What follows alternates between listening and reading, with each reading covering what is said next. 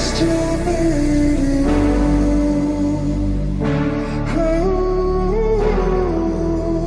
everyone, we just got to our next Airbnb in the Old Town in Kotor. Last night we stayed at this really nice place about 10 minutes north of the Old Town, right on the water, which is really beautiful. And now for the next few days we're going to be staying right in the heart of Old Town. The Airbnb is really cute. It's got a very European feel to it, and I think we're going to like it. Yeah. Should be fun. A little advice: if you ever drive into Kotor, if you go by the casino just a little bit down the road from the casino, there's this gravel parking lot that has free parking, which is really nice. Most of the parking in town, you pay by the hour for it. So the Old Town of Kotor is actually over 2,000 years old. It was built during the Roman Empire, and it's lasted all this time, which is really interesting. All right, so right now we are going up to check out the Kotor Castle, which has some pretty nice views of the town, I think.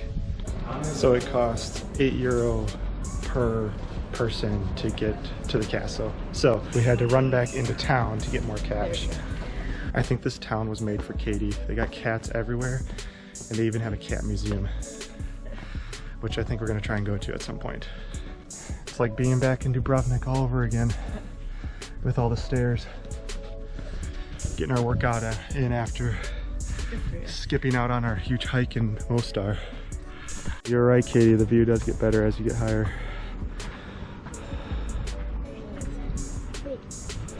Just keeps going up. If I haven't said this already, this is a great workout. Well, we finally made it to the castle. Took about 30 minutes, 20 to 30 minutes I'd say. But we're both very sweaty. Did you see that lightning? Lightning? Yeah. Where?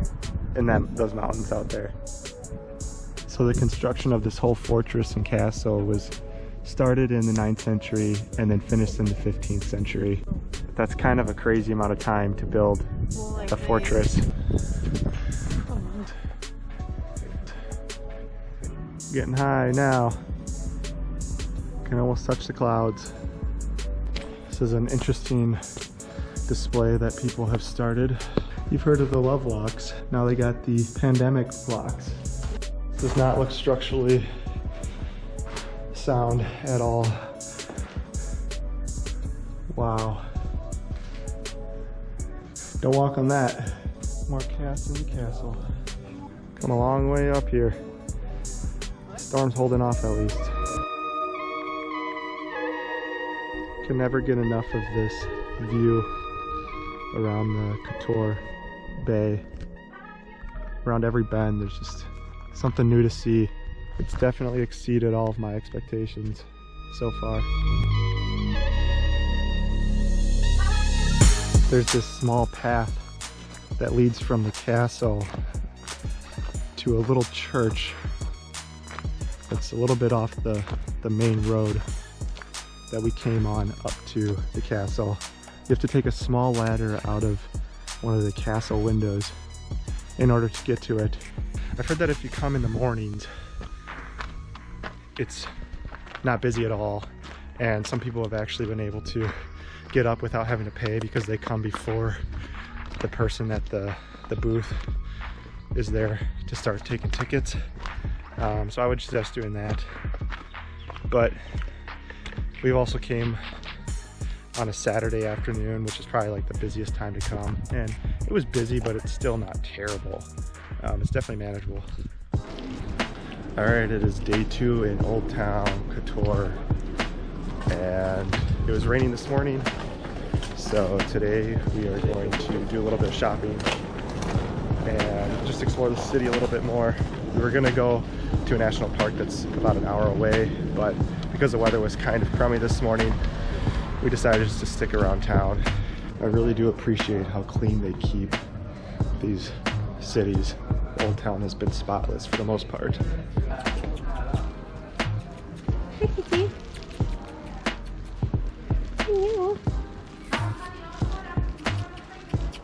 No. So I haven't been doing as much shopping as I normally would love to do. I know Nate's not upset about it, but I am. But I just stopped and got a really beautiful like hand-painted tile. It's like a ceramic tile. I love to decorate like our apartment with all the different stuff we get like when we travel. So I try to think of like what would match what we have at home and also what's kind of like unique and you know, would make a statement about like the place we were at. So we're stopping quickly at this restaurant to get some lunch that Katie found, and it's got a really good diverse array of food. It's been really hard to find vegetarian and vegan food in this part of the world, and I think this place has had the most options. So the food was just kind of so-so. We went to a really good pasta bar last night and a cafe in the afternoon for lunch that had some of the best pizza I've ever had in my life. So we're 2 for 3 right now, I would say, in Old Town. So it's Sunday today, and one thing we underestimated here is that everything is closed on Sundays, even like grocery stores and markets, so we can't get any food or fruit. We wanted to rent some kayaks or stand-up paddleboards or anything like that. That's all closed as well. A lot of the stores within the Old Town are closed. So just something to keep in mind when you come here. Luckily the beach is open on Sundays still. Making a stop here to enjoy the last few hours of sunlight. So we went with the fruit plate and cheese plate at the beach club. Katie got a side of balls as well. Nice white wine for her, and I'm being basic today. Just got an orange juice.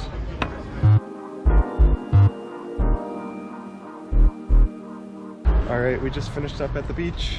Now we're gonna head back into Old Town and probably just relax for the night. Maybe get some dinner or something later. But that'll pretty much wrap up our time in Kotor. It was a quick trip, only 3 days. But I think overall it was good. I enjoyed it. Exceeded my expectations. I'm happy we did the hike yesterday. The weather held up. It was storming earlier today, so we got out a little bit late. And I did some shopping. Got these cute earrings and a cute dress. Yeah, but it was fun. We didn't really plan too much ahead of time because we wanted to have the freedom to kind of wander around and have the flexibility. I think if I did it again, or if we did it again, it probably would have been nice to book a boat, like a boat tour during the day, one of the days, but that's for next time. Overall, it was still a great experience. In terms of the Old Town, relative to like Dubrovnik, I actually think I liked it more. It felt a little bit more authentic to me. I really like Dubrovnik too, don't get me wrong. I think that it just didn't have as many tourists and as many like trinket stores as Dubrovnik's did. It felt like there was a lot more locally owned stores and shops, so that was cool. And again, like just the location of this, surrounded by all these really tall limestone cliffs, make it very picturesque. So I'm really glad that we made it here. Never really thought that I would come to Montenegro. I think it's kind of like a hidden gem almost.